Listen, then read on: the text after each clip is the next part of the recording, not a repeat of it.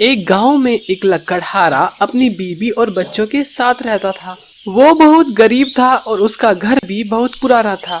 वो लकड़हारा जंगल से लकड़ियां काटता और उनको पास के बाजार में बेच आता। इस तरह वो और उसका खानदान गुजारा करते थे। इससे भी उसका गुजारा बड़ी मुश्किल से होता था। एक दिन उसके घर में खाने के लिए कुछ भी नहीं था और उसके बच्चे भूख से रो रहे थे। ये देखकर लकड़हारे की बीवी ने कहा, बच्चे काफी वक्त से भूखे हैं और रो रहे हैं। हमें कुछ खाने का इंतजाम करना होगा। ठीक है, मैं जंगल जाता हूँ, वहाँ से लकड़ियाँ काटकर खाने का कुछ इंतजाम करता हूँ। फिर लकड़हारा जंगल की तरफ जा निकला। जंगल पहुंचकर लकड़हारा लकड़ियाँ काटने लगा। फिर लकड़हारा लकड़ियाँ लेकर बाजार की तरफ चल पड़ा। बाजार में लकड़ियाँ बेचकर उसने कुछ फल खरीद लिए और फिर वो घर की तरफ चल पड़ा। चलते हुए वो एक घर के पास से गुजर रहा था। तभी उसे एक रोने की आवाज सुनाई दी। लकड़हारा वहाँ रुक गया।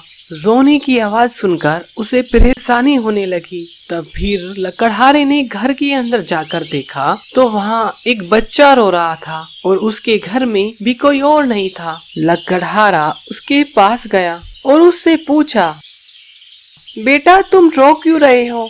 बच्चे ने रोते हुए कहा, मुझे बहुत भूख लगी है। बेटा तुम रो नहीं, ये फल तुम खा लो। बच्चा बहुत खुश हो गया। फिर लकड़हारा अपने घर की तरफ जाने लगा। वो घर से निकलकर कुछ आगे चला ही था कि पीछे से उसको आवाज आई। उसने पीछे मुड़कर देखा। सुनो बेटा, तुमने इस बच्चे की जो मदद की है, मुझे तुम्हारी इस बात से बहुत खुशी हुई है और मैं तुम्हें कुछ देना चाहता हूँ। बताओ मैं तुम्हें क्या दूँ?